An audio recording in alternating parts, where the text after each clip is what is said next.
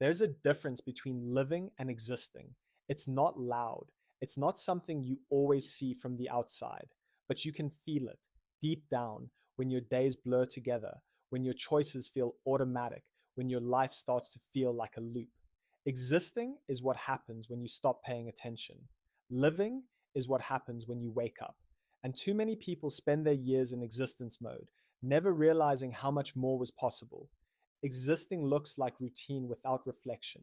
It's waking up, going through the motions, doing what's expected. It's chasing deadlines, checking boxes, scrolling past moments that deserve to be felt. It's convincing yourself that staying busy means you're doing well. But deep down, you know better. Existing is safe, it's familiar, it's autopilot. And after a while, it starts to feel like life itself is passing you by. There are signs when you're stuck in existence mode. Your days feel the same. You don't remember what you did last week because it wasn't memorable. You feel tired even after you rest. You stop asking yourself what you want. You just focus on what's next on the list.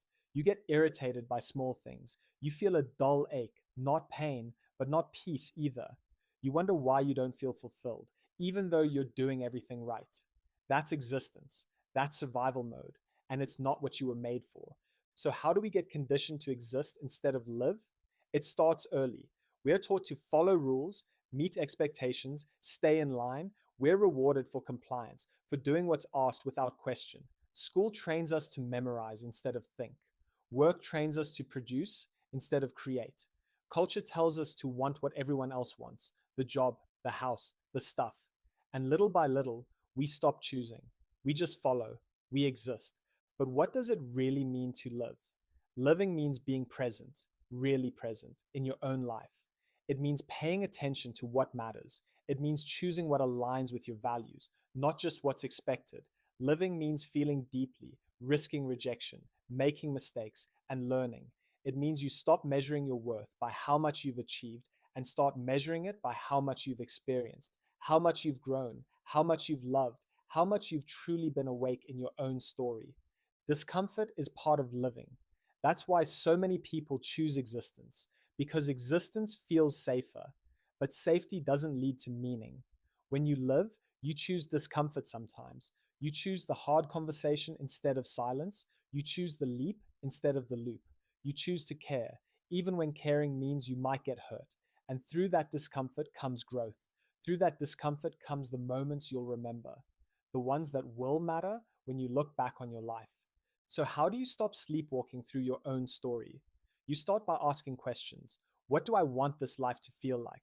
What would I do if I wasn't afraid? Where have I been on autopilot? You slow down, you notice, you listen to your own thoughts, to your own heart. You stop filling every quiet moment with noise, and you start saying no to the things that drain you so you can say yes to the things that bring you back to life.